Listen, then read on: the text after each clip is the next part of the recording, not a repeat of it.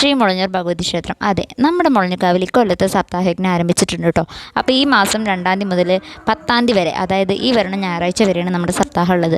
അപ്പോൾ അതിന് വേണ്ടിയിട്ട് പതിവ് പോലെ തന്നെ നമ്മൾ യജ്ഞാചാര്യനെ വരവേൽക്കലായിരുന്നു ആദ്യത്തെ ചടങ്ങെന്ന് പറയുന്നത്. അതിന് വേണ്ടിയിട്ട് നമ്മളെല്ലാവരും കുട്ടികളും അമ്മമാരും ഒക്കെ പ്രായഭേദമന്യേ ഒരേ കളറിലൊക്കെ ഡ്രസ്സൊക്കെ ഇട്ട് വന്നിട്ടായിരുന്നു നമ്മൾ അദ്ദേഹത്തെ വരവേൽക്കാൻ വേണ്ടിയിട്ട് പോയിട്ടുണ്ടായിരുന്നു. അപ്പോൾ ഇവിടെ തന്നെ നമ്മൾ ചിരാതിലൊക്കെ ദീപമൊക്കെ തെളിയിച്ചിട്ട് അദ്ദേഹത്തെ ഞാറച്ചോടിൻ്റെ അവിടേക്ക് പോയി. ഞാറച്ചോട് എന്ന് പറയുന്നത് അധികം ദൂരമൊന്നുമല്ല, അവിടെ നിന്ന് അടുത്ത് തന്നെയാണ്. പക്ഷേ അവിടെ നിന്നായിരുന്നു നമ്മൾ വരവേറ്റ് കൊണ്ടിട്ടുണ്ടായിരുന്നത്. അദ്ദേഹത്തിന് നമുക്ക് അവിടെ പോയിട്ട് അദ്ദേഹത്തിന് കാലൊക്കെ കഴുകി അദ്ദേഹത്തിൻ്റെ അനുഗ്രഹമൊക്കെ വാങ്ങിയിട്ട് അദ്ദേഹത്തിൻ്റെ ഒരു പൂമാലയൊക്കെ ഇട്ട് കൊടുത്തിട്ടായിരുന്നു നമ്മൾ വരവേറ്റ് കൊണ്ടുവന്നിട്ടുണ്ടായിരുന്നത്. അദ്ദേഹത്തിൻ്റെ ഒപ്പം തന്നെ വേറൊരു ആചാര്യൻ കൂടി ഉണ്ടായിരുന്നു. അപ്പോൾ നമ്മുടെ ഈ ഭാഗവതത്തിൻ്റെ ആചാര്യൻ എന്ന് പറയുന്നത് ബ്രഹ്മശ്രീ ജയേഷ് ശർമ്മയാണ് കേട്ടോ. അപ്പോൾ അദ്ദേഹം തന്നെയായിരുന്നു കൊല്ലമായിട്ടും ഇവിടേക്ക് വായനയ്ക്ക് വരലുണ്ടായിരുന്നത്.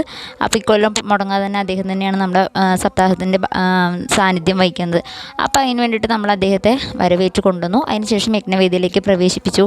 എന്നിട്ട് പിന്നെ നമ്മൾ ഇതിൻ്റെ ഒരു ഉദ്ഘാടന ചടങ്ങ് എന്നുള്ള പോലെ നമ്മുടെ മെമ്പറും പിന്നെ അതേമാതിരി നമുക്ക് ഇന്നൊരു ഗസ്റ്റ് എന്ന് പറയുന്നത് നമ്മുടെ ദേവസ്വത്തിൽ നിന്നുള്ളൊരു ഉദ്യോഗസ്ഥനും കൂടി ഉണ്ടായിരുന്നു. അപ്പോൾ മറ്റ് ഭാരവാഹികളും എല്ലാവരും കൂടെ ചേർന്നിട്ട് പിന്നെ അതേമാതിരി തന്നെ നമ്മുടെ യജ്ഞാചാര്യൻ ജയേഷ് ശർമ്മയും അവരുടെ സാന്നിധ്യത്തിൽ നമ്മൾ എന്ത് ചെയ്തു, ആ ഉദ്ഘാടന ചടങ്ങ് അങ്ങോട്ട് കഴിച്ചു. അതിനുശേഷം നമുക്ക് നല്ല പ്രഭാഷണം, അദ്ദേഹത്തിൻ്റെ കുറച്ച് നേരത്തെ പ്രഭാഷണമൊക്കെ ഉണ്ടായിരുന്നു.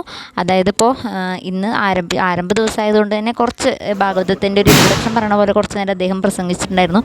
അതിനുശേഷം അതുപോലെ തന്നെ നമ്മുടെ ടിഫൺ മസ്റ്റാണ്. അപ്പോൾ നല്ല ചൂട് ചുക്ക് കപ്പിയും അതേമാതിരി തന്നെ നല്ല ചൂട് ഇഡ്ഡലിയും സാമ്പാറും ഒക്കെ നമ്മുടെ മാതൃസമിതിയുടെ അമ്മമാരുടെ പരിപാടിയാണ് കേട്ടോ. അതൊക്കെ കഴിച്ചിട്ട് നമ്മൾ അവിടെ നിന്ന് പിരിഞ്ഞു പോയി. അപ്പോൾ ഇതൊരു ദിവസത്തെ കാര്യമല്ല, ഈ 7 ദിവസം ഇതേമാതിരി ഭക്ഷണവും അതേമാതിരി തന്നെ നല്ല രീതിക്കുള്ള പ്രഭാഷണങ്ങളും അദ്ദേഹത്തിൻ്റെ വാക്കുകളും എല്ലാം കേട്ടിട്ട് ആസ്വദിക്കാൻ വേണ്ടിയിട്ട് പറ്റും നമുക്ക്. അപ്പോൾ ഒരു 7 ദിവസം ഇവിടെ നിന്ന് പറയണത്, ഈ കാവിൻ്റെ പരിസരം എന്ന് പറയുന്നത് വളരെയധികം വിശേഷപ്പെട്ടൊരു ദിവസം തന്നെയായിരിക്കും. അത് മാത്രമല്ല പ്രത്യേകമായിട്ടുള്ള എന്തൊക്കെയോ ഒരു പോസിറ്റിവിറ്റി നിറഞ്ഞു നിൽക്കണമാതിരി നമുക്ക് ഫീൽ ആവുകയും ചെയ്യും. അപ്പോൾ അത്രേ ഉള്ളൂ.